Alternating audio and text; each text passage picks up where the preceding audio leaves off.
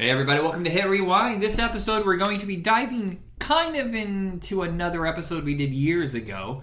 Kind of wrapping it up, I think, is the Rocky series. And at the time we recorded that, I don't believe Creed had come out. It was about to come out, am I correct?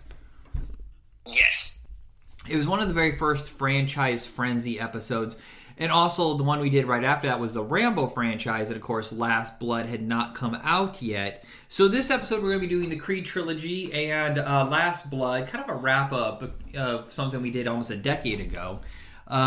So let's get Rambo out of the way before we dive into Creed. Yes, absolutely. I know what the controversy is. I don't necessarily see it. That it was all, anti... What were they? They were trying to say it was like very MAGA, right-wing... negative depiction of Mexican culture. Yeah, it would have been nice if there had been some more positive Latino characters, especially male characters, because I don't believe there is one. But No, not in this movie. But to ignore the fact that this exists is also wrong. Yeah. But you do have to take in consideration Stallone is a Republican. He is apparently a Trump supporter or something like that. Because they've seen him down at Mar-a-Lago, so I'm assuming that you are MAGA. But let's take that out of it and just talk about it as a movie. I will say it's interesting that this is so wildly different than the first three Rambos in a way. I would say it's closest thematically to the fourth film, the one where he goes to Indonesia, I think it is, and goes up against the tyrants there. Cambodia. Oh, was it Cambodia? Okay. But I do believe it is the best sequel since the first one, because it takes out the cartoon elements of 2 and 3. And it isn't as insanely grim and gory as the fourth one, though it isn't far off. Right. So the one thing they kind of skip over and they don't fully explain, unless I just didn't catch it, is the little girl calls him Uncle John, but he's not related, but he acts like... He says something in there like, "This is my land," and I'm not sure exactly what that means. If it, is it land that his family owned at one time, and then he came back to it, and just decided to work there? Yeah, like he was able to reclaim ownership, proving that he existed, and he let that family live there. Okay, so he let them live there. How did I miss that? Because... I don't know. Yeah, that wasn't really explained either. Like, you just see some photos on the wall. You see pictures of him when he was younger. Like, was the surviving heir, probably had them live on there. Yeah. And he let them live there as well. So yeah, he's not related to them, correct, in any way? Yeah, no, I mean, there's nothing clear about that. Okay, because I always wondered if they're, distant. She calls him Uncle John, but you wonder if that was just, how you just do that with family, friends, or people who take care of you. Yeah, that's what I was guessing too. Like I said, it was kind of up in the air and wasn't really explained. That makes a lot more sense now, considering I was like, who the fuck just let you build tunnels on their land? It has to be his. Absolutely. Well, because at the end of 4, you see him after that onslaught in Cambodia. He's finally, heading back home to his family estate. Right, okay. So in the first one, he just leaves because he's so lost after Vietnam and just kind of wanders the earth, kind of like Kane from Kung Fu, just trying to revisit his old surviving team, whoever's left. Yeah. He was pretty much a wanderer. Okay. And it's nice that he admits more than once that the monster in him will never really go away. I don't know if it's always been a part of him or because he had a talent for it and that he just kept going down this well during Vietnam and beyond that, where he feels like he's unredeemable because he knows what an efficient killing machine he is. Absolutely. And then, of course, even when he did try to put that behind him, again, the Oregon State Troopers definitely made sure it came back out. Yeah. And he's trying to make his peace with it, but he knows. I wonder if he built the tunnel because he always knew something bad was going to happen. It's just when. Or that was like his comfort, because if I remember correctly, he was like a tunnel rat in the first. He mentions that. Yeah. He was a Green Beret. He would dig in through tunnels. He was also like a POW. So, yeah, no, he'd been through some shit, and yeah, it does bring some kind of comfort to him. Okay, I was wondering, like, and plus, like, the methodical planning of stuff, just for no reason whatsoever, just to do it. Like how, you know how I make lists all the time? You probably see on Voodoo, I make a list all the time for no real reason. I just do it. Yes. I don't know why I do it. I apologize if it's annoying, but it's just like, for some reason, that's my comfort, is I constantly make lists. It's weird. Yeah, no, I mean, especially you got a lot of stuff to do. Yeah, no, it actually helps a lot.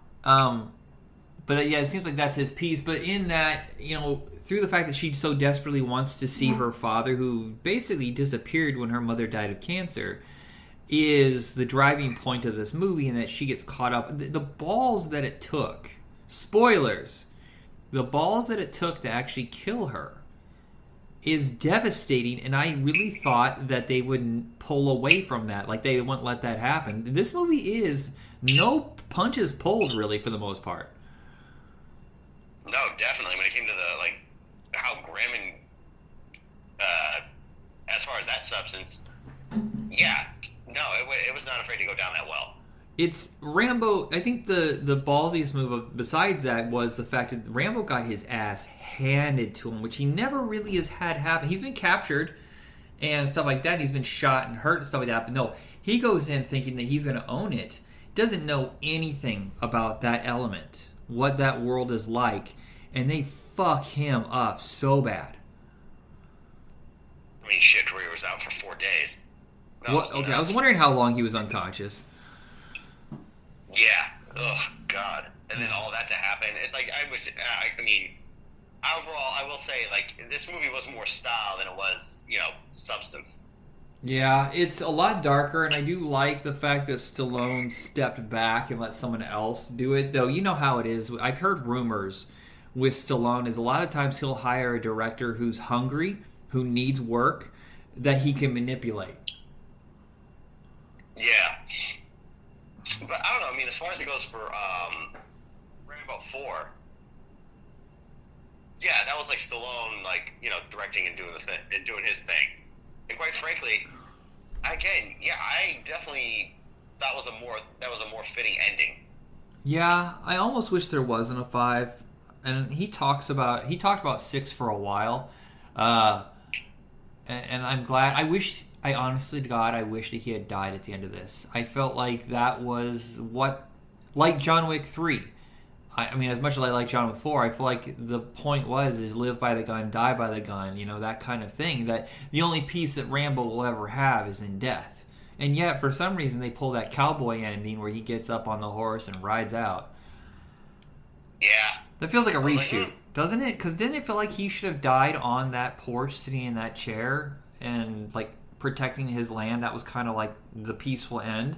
But then all of a sudden in the credits, he just gets up on the horse and goes. You're like, what? Oh, that had to be a reshoot or something. Something like the test audience probably said, I don't want that. Yeah, no, probably. Yeah. No, that does take away from the understanding of the character Rambo. Right. Well, it's just like in the first one, he was supposed to die, but audiences wanted to see him live, so they reshot the ending. Yeah. Actually, no. If I remember correctly, actually does make a lot of sense. Actually, if I remember correctly, they changed the ending before they even filmed because Kirk Douglas was supposed to play the Colonel and not Richard Crenna, and Kirk Douglas quit because they weren't going to kill Rambo, and that's when they signed Richard. Oh, okay. So I will say this: I don't understand how this movie cost $50 million. I just don't. The last one cost $50 million as well. And you also had Stallone directing and insane digital effects at the end and just mass slaughter. But also, this is the thing that people don't talk about a lot when it comes to budgets of movies, because really why? Only a fucking nerd like me would. Whenever you're developing a project for a long time or acquiring it from another company, there's costs that you have to roll over into the budget. And I know that Caracol, when they went out of business, they sold the rights to Rambo to Weinstein's. And then the Weinsteins sold it to Millennium after going through like 20 scripts and delays or whatever and recasting. All of those costs had to be added to that budget.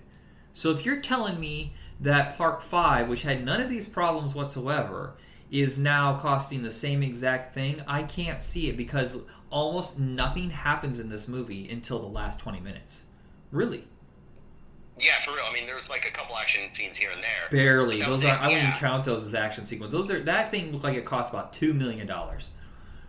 Yeah, no, there's no way that budget was $50 million. I'm certain. This looks like a cheaper budget than Part 4. Yeah, here's what my theory is, and if they're gonna sue me, whatever. I think Millennium, that company, is kind of like almost like a money laundering scheme or something. Because every time I hear about budgets for their movies, I go, Where's that money? Apparently, The Expendables 4 cost $100 million, but everybody's telling me that it has the worst special effects they've seen in 30 years, and that it looks like it costs about 50. And I think those guys are either pretending the money, in order to raise money or whatever, they're pretending the budgets are that big, or they're paying themselves huge chunks of cash. Oh God, I wouldn't be surprised if it was the latter. Yeah. So yeah, in the end, that last 20 minutes though is fucking crazy. Holy shit, the setup's almost overboard. Like, the guy who falls on the spikes, they're dead. They're clearly dead. You don't need to fill them with 30 bullets. Right. No. Shit. That's rage kill. That's like online gaming rage kills. It's like, damn it, man, he's dead already, but shit. Yeah, I know he was angry, but he's also very strategic, and he was running out of ammo. Remember, he was kind of getting low on weaponry. You want to save that. Right, but he was precise with his shots, and he had like guns stashed, at every possible area. The magnesium shots are probably the most interesting, unique thing I've never seen on film. Oh wow. Yeah. Again, overall, I felt like Part 4 was definitely the more fitting ending, like Toy Story 3. Yeah. I still have not seen Toy Story 4 because I feel like it's done and over with. So, have you seen 4 yet? Yeah, I saw theaters. I actually do like it. Don't get me wrong, I do like it. It was really good overall. All right, so going over to the Creed trilogy, I think it is the best angle they possibly could have done with that story. I mean, because you couldn't make his kid a boxer. There was never a part of his character, so you couldn't do that. And you can't really remake Rocky. Nobody wants that. It's so unique that to reboot it, or Rocky, this took place between Part 1 and 2 and they're going to de-age Rocky or something. Nobody wants that. And yes, they do kind of dirty up Apollo's character a little bit. I think Carl Weathers had problems with that, and that he wouldn't sign off on using the footage or whatever in Part 1. Because they took a character who had no leanings as far as I remember. I'm going to go rewatch the original 6 and see if you could see infidelity in his character. Did you ever sense that he would cheat on his wife? No, never actually. Throughout the first few movies, no. Yeah, it's such an interesting take, and I could see why Carl Weathers, if that's why he refused, would say no. But it does open up a whole new window and this very fascinating character. I think that Adonis is more fascinating than Rocky. I just do. Yeah, no, and you definitely can see that within these 3 movies. I mean, at first, he ends up in the juvenile system. His mother's dead, and until oh gosh, why am I blanking on Apollo's wife's name? I can't remember. I know the actress is Felicia Rashad, but I can't remember her character's name. She comes to save him, but there's always this undercurrent of rejection in his character through all 3 movies, which I'm glad they stuck with. Right, yes. Well, especially within the first one, once he finds out that he's a Creed, he doesn't want to go behind that name. He always calls himself Johnson. Yeah, when they call him Baby Creed, oh fuck, what an insult. They're like, that's supposed to be cool. It's like, no, you're doing some sort. If there's no ill intent, then you just don't think things through, because that is really insulting. Absolutely, it's like please don't call me that. Just out of respect. But the guy had to keep egging him on. Yeah. And then he threatened to fight him. It's like, dude, no, don't. And then look what happened. He got knocked out. Right. But in this, like, I really do believe it's hard. Okay, I love Copland. I think that is an amazing performance by Stallone. This one's just slightly better. It is really his peak. He finds this. It's more than just the shy sadness that his character always had. Well, maybe not in 3 and 4. But there's kind of a broken loss to his world now, and I believe it. I fucking believe it. I don't see that as Stallone. I do see this as Rocky Balboa. Oh, absolutely, yeah. No, he really envelops into being this character. I mean, what? Part 6 is when you find out Adrian died of cancer, and he still has Paulie. But in this one, it's just him. He doesn't have Paulie, and evidently his kids moved out to Canada. Yeah, because it was dealing with the loss of their mother. Like, he couldn't deal with it anymore, so he left. Yeah, and it was really wearing down on him, like, especially how he'd see his dad. But the good thing for Rocky is that, since 6, like, his financial troubles were over. He has his own restaurant named after his wife. That's still going strong. And then him meeting Adonis for the first time, that was a great interaction between them. And then we finally figured out who won that secret fight. I know. Ugh. Yeah, I've always wondered that. Yeah, it was Apollo. Yeah, I always wondered if Stallone gave that. I mean, because he's usually very narcissistic in real life, but I think as he's gotten older, it's gotten a little bit better. But I think that was a nice little gift that he gave to that, not only that character, but to Carl Weathers. Absolutely, yeah. In fact, I think even Sylvester Stallone himself, like, regretted even shortly after filming 4, killing off Apollo Creed. Yeah, that set a trend too. Did you notice that? I feel like after Rocky 4, well, in Rocky 3 they do kill Mickey though. He dies of like a heart attack. Yeah, maybe it was Rocky 3 that kind of set the trend. But did you ever notice, like, in franchises, it's usually around 3 or 4 where they kill off one of the older characters, like the father figure. It seems like they do that a lot. Right, you're not wrong about that. That's for sure. Yeah, unless it's Blade, where they keep bringing back Chris Christopherson. I was like, how many times are they going to kill this dude? Well, part 3 is when he finally died. Yeah. I don't think we're ever going to get that Blade movie, by the way. It's been delayed so many times, I just don't see it happening. No. It's like a wait and see. That has to be on the back burner as far as announcements go. Right. So I will say, yeah. Go ahead. For me personally, Apollo Creed was my favorite character throughout all the Rocky films, and it was like, even though I love 4, again, seeing him die was just absolutely bittersweet. It did suck. Yeah. But, and then it's like, once this movie was announced, and then it was directed by Ryan Coogler, and written by him as well, I definitely had to see it. It was a must for me. It was, and the fact that Stallone was able to step back and let it happen is impressive, because he seems like the kind of guy that would be so controlling that he would never allow someone else to come in and create their own version of that world. Absolutely, and it was a very well-pitched idea, and I feel like MGM, like Irwin Winkler, kind of had a little bit more control over, more so than Stallone did. I'm trying. I think he went to them first. Yeah. And, of course, had to go to Stallone as well. So, in this one, for me, I think that they kind of changed how they film fights in boxing movies.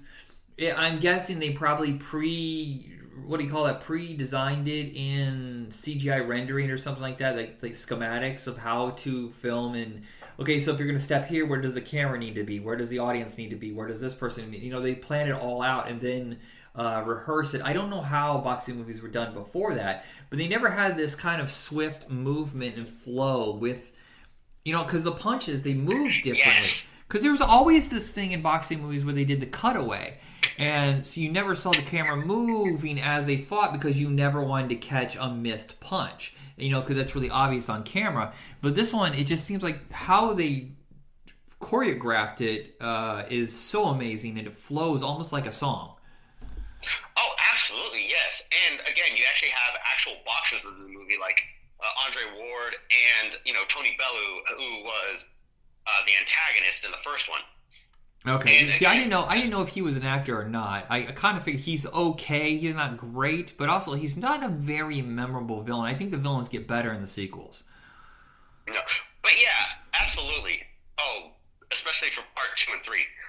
Well, this one, yeah, this was more about Creed making a name for himself, and that was the bigger focus, especially because he wanted to shy away from his actual namesake until it was finally, spilled after his first big professional fight. Yeah. Because one of Rocky's trainers, who was at Mickey's gym, ended up spilling the beans, Well, and all for the sake of notoriety and money. here's another interesting thing is that they allowed this, especially as the series continued. But basically, from the first movie, they allow this to be a black created franchise. It's not a white. You know how sometimes they make a movie with a black lead, but they're clearly making it for a white audience. Yes. So that'd be acceptable for a bigger box office. No, this is clearly a very curated, handmade. Even though it's a studio movie with a good budget, it's handmade. It has its own feel, its own design. Absolutely. Rocky is a part of this world, not the world.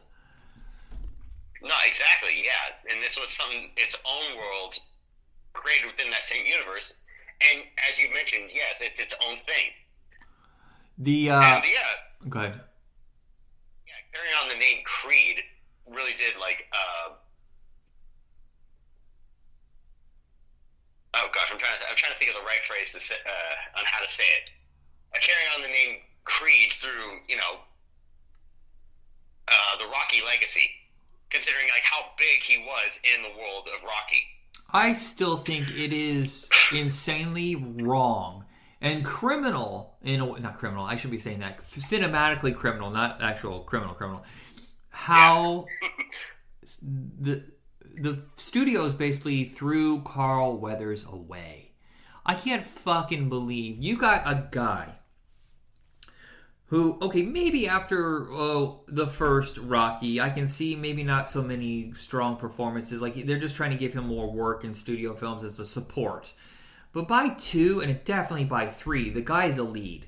I mean, if it was now, he would be given 20 other movies with real budgets. But it's a guy who, every time he would get a movie, it seemed like, oh, he's fifth billed and he gets killed a half hour into the movie or something like that. Or he would get some TV stuff. He's charming. He was strong. He is, of all of these actors that were action stars in this era, he is clearly the best actor of the bunch. Oh, absolutely. Yeah, no, he definitely took the acting work seriously. Yeah, every project he did. You got 4 Rocky movies. You got The Predator, and yes, he got Action Jackson. Oh, thank God for Action Jackson. It's machismo fun. It's poking fun at the current action movies, and also a love letter to the blaxploitation movies of 15 years earlier. And have you seen it? No, but I do have it on DVD. Okay. You got the DVD. That's the chopped up cut. Go watch it on my Vudu. I got the widescreen HD. I'll definitely have to. And yeah, as I mentioned before, yeah, Carl Weathers' Apollo was my favorite part of the Rocky franchise. And to see the name carried on and through Michael B. Jordan, who I also admire, great actor, always good to watch. Ever since I saw him in Chronicle, and it just carries that name beautifully. Yeah. And then the second one, oh God, yes. Then we get into the second one. Oh. And the second one, the first one seems to be about loss and gain. Losing. It reflects on things you've lost, and then about regaining things. Whereas the second one is about fathers and sons. There's a trilogy of fathers and sons. There's Creed with his lost father. There's Rocky with his son that he can't communicate with because of his own emotional insecurities about it. And then there's what the fuck is Dolph Lundgren's character? Drago and his son. And theirs is actually the most fascinating to me because it reveals, at the end of Rocky 4, it's like, yes, you lost, and they congratulated each other, and they found maybe there could be some peace in our world if we can get along. And then, no, it turns out he was resoundingly rejected. Even after all communism, quote unquote, fell. Yeah, right. It just gained a new name. I'm sorry. I think Putin and all those guys, they just lied and said, "Yeah, communism's over with," but just found a new way to keep doing the same corrupt shit and controlling people, uh, and murdering people. Whereas in this one, it's his whole nation reject him, his wife reject him, and the son has barely ever known his mother. So their vision for getting that all back is for him to get his son to be world champion to beat Creed. Yeah, no, exactly. The legacy, match. And then, oh god, that first fight where Creed just gets broken. Yeah. Oh, and spiritually and physically. My favorite Man. part of this movie is very, very small. But it's when Drago and his son are in that little meeting room, and the mother comes in, Brigitte Nielsen comes in, and there's a shock on Dolph Lundgren's face, then oh shit, we're having this moment, and then this kind of recoil of shame that he has. Dolph is way better than people treat him, and I think it's because they just see a big slab of meat. And that's not necessarily charming, but he has had funny, interesting stuff, especially in the Expendables movies. But there's very interesting layers in his acting, I think, over the last decade or two. Yeah, and this movie definitely showed it. I mean, yeah, they characterized Drago. He's not just some comic book villain, as you once stated before. Yeah. There's actual depth and emotion to him, and the way he actually looks out for his son. And then in that second fight, oh my god, I love the ferocity. It was just great, especially to see, Adonis come back up, overcoming his fears like what Rocky did in Rocky 3. Yeah, well, that was a big thing is there's a sense that he could get killed too. Everybody knows it. And the fact that Rocky will not train him because he doesn't want to go through that again. But yet he's sitting there watching it on TV, seeing his, protege get slaughtered. Yeah, his nephew, pretty much, he was a nephew to him. He treated him like family. Yeah, and yeah, he didn't want to do that again, especially considering especially after that little confrontation in Adrian's, where Drago sees him after so long. Oh yeah. There's no picture of me up here. He was like, "Why are you here exactly? Like, I don't understand." Yeah. And then the training regime, going into that part, he's like, "This is where fighters go to be reborn." Oh man, that was an intense training sequence. Oh god, even when he does has the weights strapped around his head, and he's lifting his neck up. I'm like, oh god. Yeah, I know. When I was 15 years ago when I started going to the gym for the first time. There was a guy who strapped this thing on his head and then connected to the chain for the weightlifting. What do you call the where it's always got a strap to it? A carabiner, and it clamps onto the weights. He was strapping around his neck 60 pounds or something insane. I can't even imagine doing 10 with my neck because I have but he's just rah, rah! And I'm like, oh my god, I just feel like I'm gonna die watching you. Yeah, I know. But I will say, so far, this one is my favorite. I mean, I loved the first one. And it got me all hyped up, again, just for these particular movies. And then part two definitely took that even more so. Especially, seeing the personal stuff where Adonis is going to be a father now. He has more to lose if we were to have this rematch. And, again, getting that ferocity to take on someone like Drago too. Yeah, well, I mean, he's completely broken. His body is broken. Rocky abandoned him, and then Rocky has cancer. And then he reveals that his child is hearing impaired, and he just feels completely and utterly lost. And trying to regain all that is a really interesting arc. Because if I remember correctly, in Rocky 2, when they kind of repeat, they do the same thing, the changing of life, I guess, when Rocky is now a success and has kids and stuff like that. It's a moment of joy, where it's not for Creed. No, not immediately, no. Especially, the baby's born, then it's there's the hearing loss, and then he talks over it with Rocky.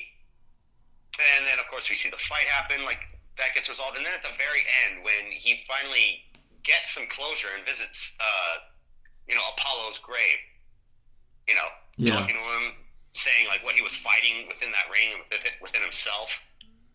You know, and how his story is far much more different and more interesting than Rocky's.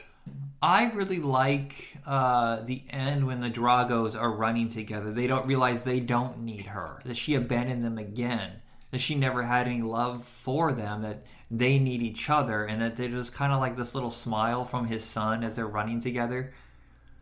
Yeah. By the way, exactly. Dolph Lundgren cannot run. He's the worst runner I've ever seen in my life. He's so big, it's just he doesn't move very well.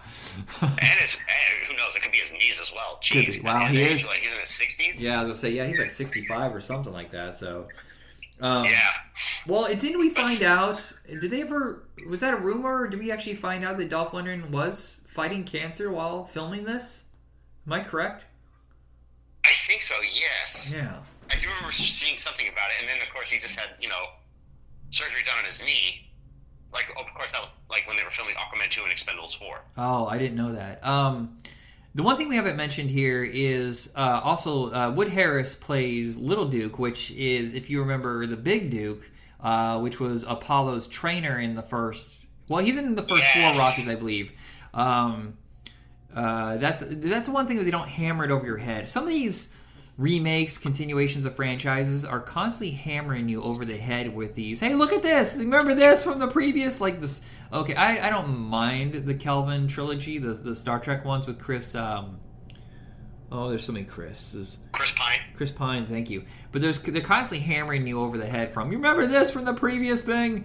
They don't really do remember it. This here. from the old movies? Yeah. There's these little subtle things they throw in there. The turtle is still alive, by the way. Did you notice that in the first Rocky? Yes. Yeah. Yes. They can live forever, man.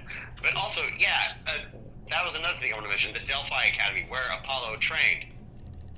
Now it's a big, very fancy Kennedy, all worked up, all nice, everything's state of the art. Yeah, that trainer was Duke's son.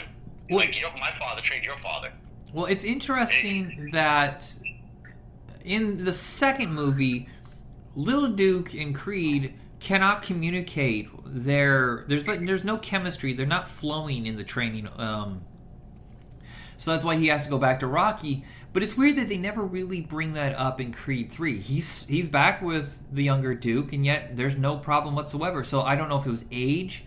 Like Creed finally calmed down and became more confident to train against. I can't remember what Jonathan Majors' character is, but let's go ahead and talk about 3 if you're ready.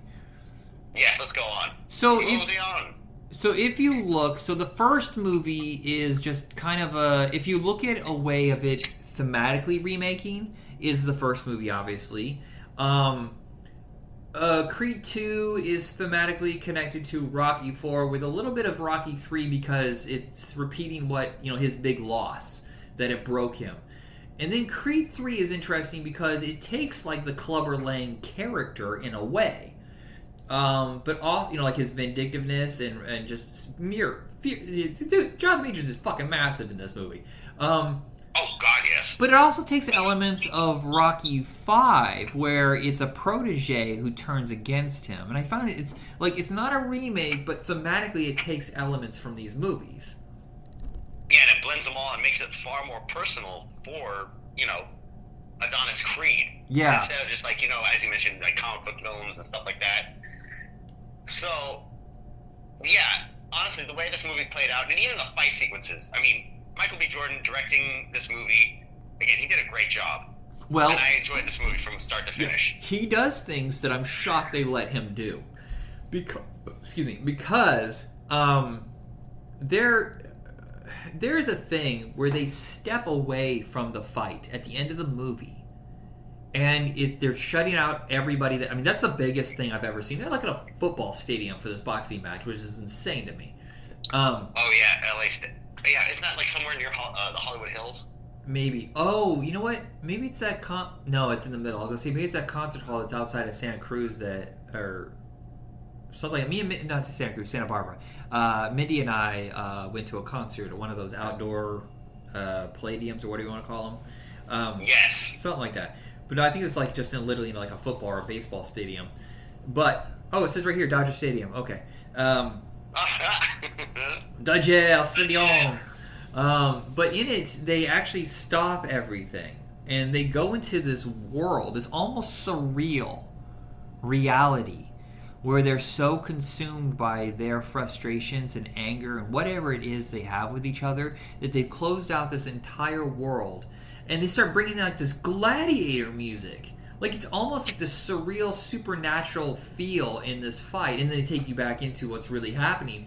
And I can't believe they had the balls, or that Michael B. Jordan had the vision to do this. I am very impressed, and I cannot wait for his next directorial film.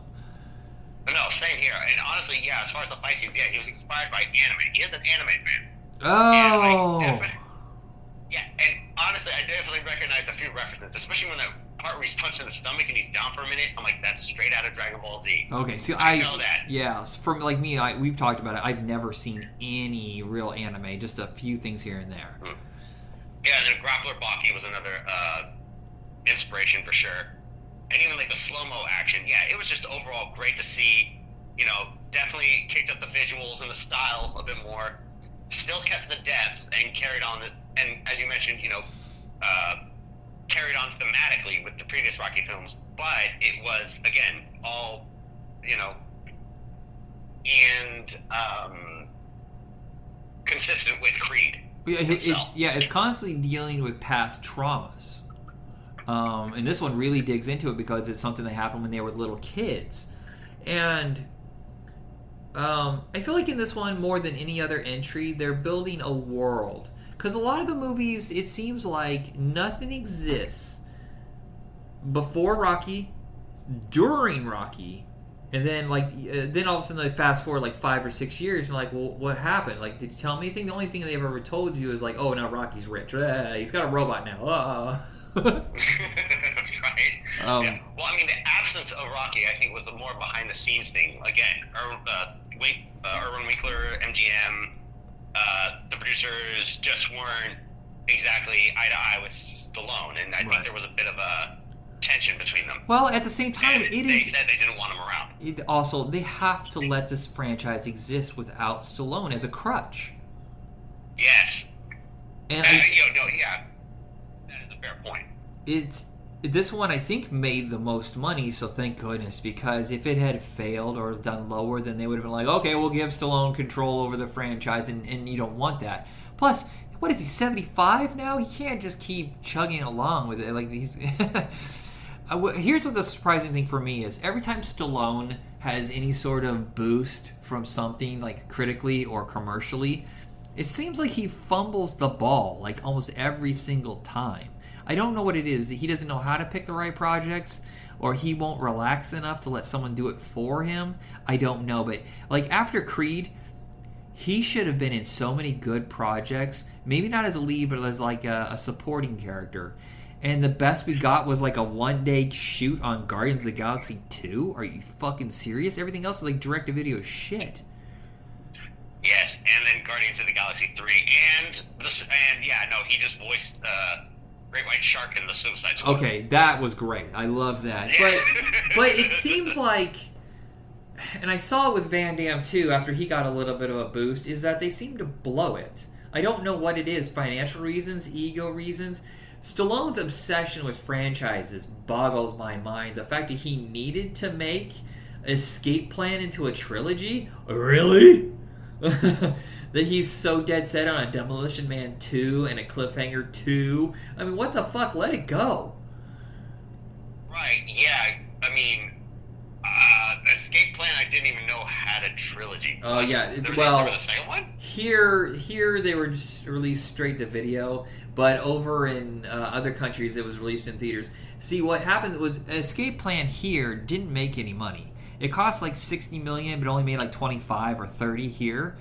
But overseas, it made like 100 million more, and especially huge in China. So China helped produce 2 sequels at like $20 million a piece, and they're the ugliest goddamn movies you've ever seen. They look like they were shot with a phone, and with no lighting whatsoever. You cannot tell what's going on. I can't believe they got Batista in there as well. It must have just been huge paychecks for these guys and nothing on the actual production.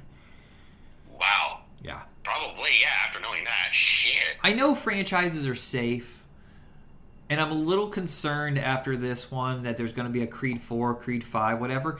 But the story is done. I'm serious. I cannot think of any other angle you can go with Creed and make it fresh. Give his character something new. I don't know. And plus, he's getting old, man. At this point, he's already retired. Now, if you had not had him, if you had not had him retired at the beginning of this, and developing his own management company, that would have been an angle for 4. If you had still made him the world champion, and then having to face his friend, that's different. That's what I would have done story-wise if you weren't going to end the franchise.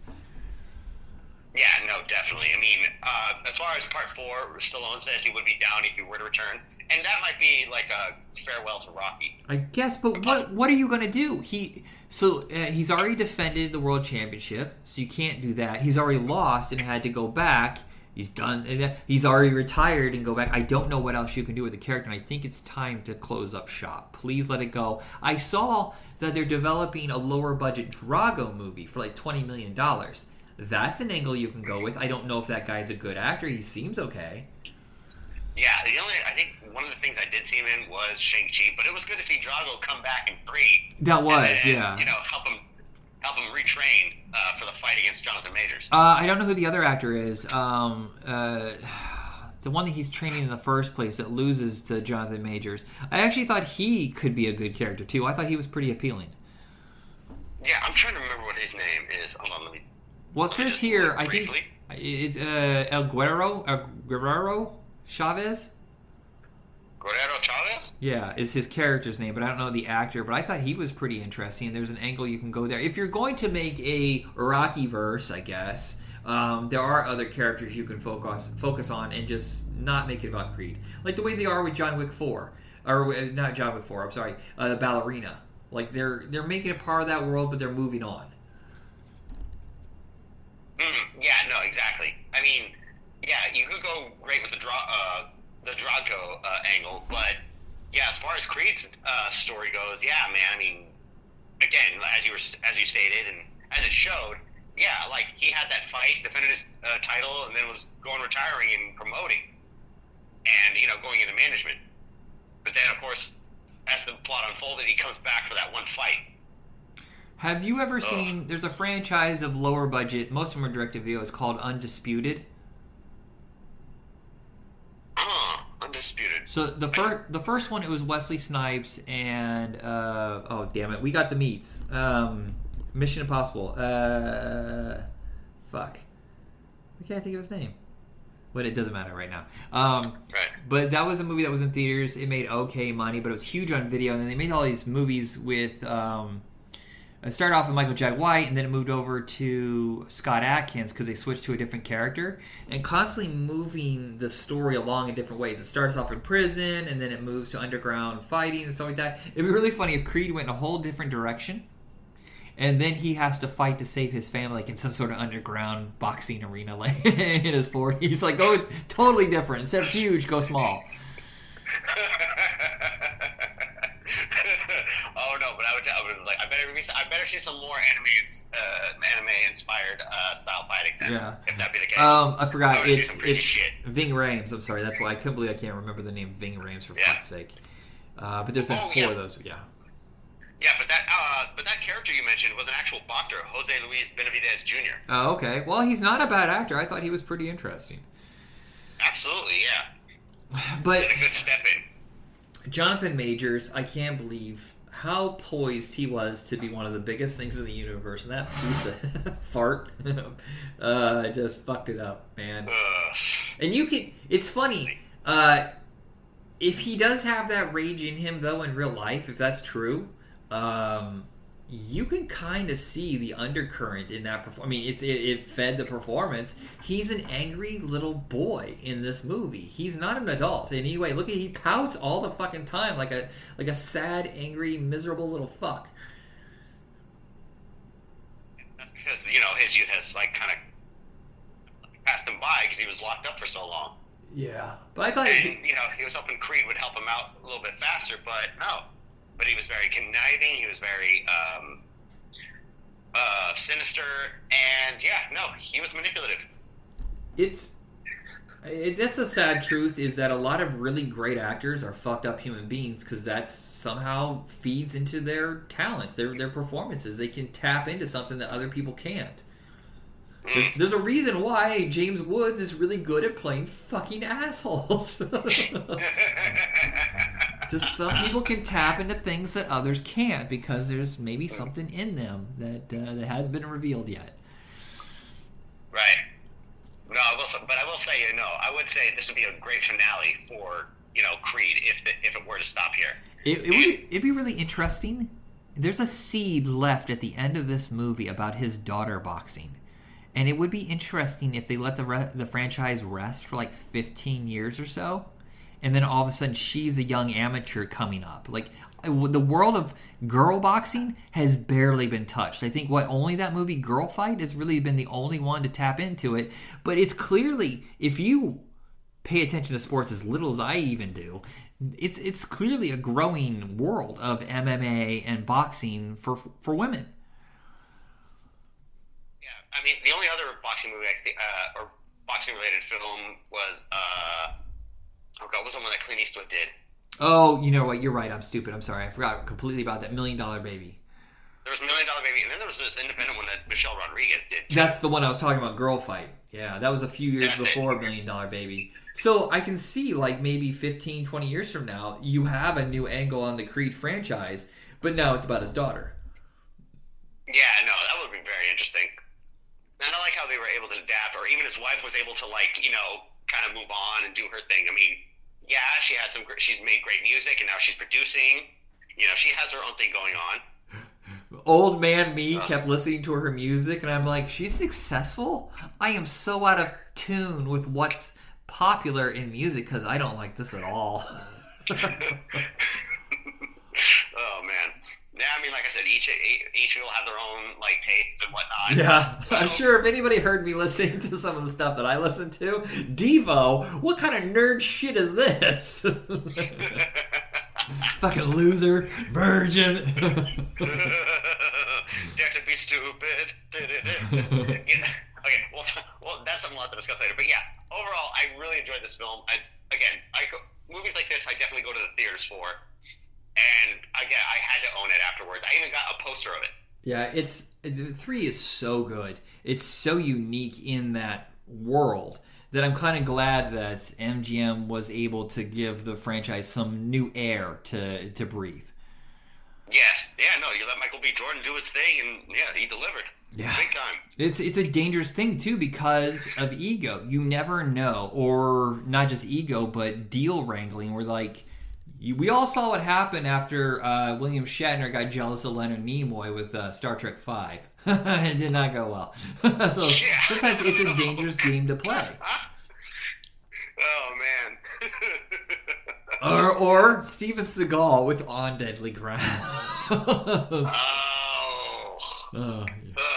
Hey, it's a movie about Native Americans, and guess what? I'm not going to include any actual Native Americans. I'm going to cast other people. Oh my God, Steven, how do you fuck that up? I know, easily. He thinks he knows best. It's funny. We were just talking about it today, and of all the action heroes, every single action hero from that era that was of some name really grew as an actor. Over the years, you can see the evolution of their talent, except Steven Seagal never grew. He actually recoiled worse than ever before. Right. No, of course, exactly. I mean, hell, even Sylvester Stallone, not Sylvester Stallone, but Arnold Schwarzenegger, was like he wanted to develop better as an actor. Dave Bautista, he wants to do better as an actor, and he's definitely shown it. Well, I mean, look, I'd love to see him with more projects. Actually, even newer guys, Dwayne Johnson has grown since Scorpion King and Walking Tall. And the Rundown and stuff like that. Batista's grown. But the older guys, Van Damme, look at his first few movies and then look at it later where, he's the villain like in Expendables 4, and he's clearly grown quite a bit. And Dolph Lundgren and Stallone and Schwarzenegger. I'm trying to think of anybody else. Mark Dacascos was always charming. Come on. Love Mark Dacascos. Yeah. Other than that, I can't really think of anybody else that really broke big and then just kind of got better as an actor. Seagal just didn't give a fuck. Yeah, I will say this about Carl Weathers, though. He always was a good actor, may he rest. Yeah. And him he actually directed a few episodes of Mandalorian. but, which was really interesting to see, which is really great for him. Yeah. I mean, heck, it was. Other than it being Star Wars, I wanted to watch it because of him. Well, and that's what prompted this episode, not just because it was time to get around to finishing that story up, but also, like, we lost Carl Weathers, 2-3 weeks ago? And I keep telling people this. 1988. Look at the box office results from Steven Seagal with Above the Law. Look at Van Damme with Bloodsport and Cyborg, and then look at Carl Weathers and Action Jackson. Action Jackson made more profit than those movies, and yet who got signed to multi-picture deals from studios? Not Carl Weathers. Make that fucking make sense. I don't understand. I don't either. Yeah, I mean, he may have had like Vanity on his side, and she had like a good following. Well, it was the Prince protege and X, and then of course, Carl Weathers, who again was great. Had a huge following after Rocky, and of course, was also seen in Predator. It's like this guy couldn't hold his own. Well, if a studio wasn't going to sign him, how is it like Canon Pictures or New Line Cinema? Some of the younger guys with losing like Charles Bronson and Chuck Norris as stars, how do they not sign him to a couple pictures? I'm flummoxed. No, he definitely deserved more than that for sure. But at the same time, by not becoming a star, he got to do things that none of those other guys ever got to do. Happy Gilmore. There's a whole generation that are locked in on his performance in that is so fucking funny. And then there's Arrested Development. There's a couple other movies in there where he got to be comedic and just be a normal guy instead of an action guy. And none of those guys really got to do that. Because even Schwarzenegger and Stallone in their comedy roles still had to play like tough guys, just in funnier situations. Absolutely. Yeah. Speaking of Happy Gilmore, oh man, him, playing We've Only Just Begun, and like that kind of hits harder now. Yeah. Oh. Died way too young, and it's getting to that era though where we have to start expecting that. All those action guys of the eras, bare minimum, are like 60. Yeah. So early 70s. Yeah. I still can't believe when Dolph goes. Stallone is still signed up for like 5 more action movies. Like, dude, you're almost 80. You broke your fucking neck. What are you doing? Seriously. Oh, man. Oh, well, Chuck Norris will probably go. I forgot. Chuck Norris will probably be the first to go because he's got to be like 84, 85. Still dyeing that hair, Chuck. We know it's not. We know it's not black. Please stop it. You look embarrassing. For real, I know. Oh God, of all the jokes about like everything else dying around Chuck Norris because he's that powerful or some shit, it would be odd if he were the first one to go. Yeah. Due to all those memes and shit. Yeah. But, I mean, realistically, maybe. Well, Schwarzenegger's had a lot of heart stuff. We're going on way too long here. Let's wrap this up. Jacob, go ahead and send us out. Okay. Yeah, namaste and good luck, everybody. Be excellent to each other. And party on, dudes!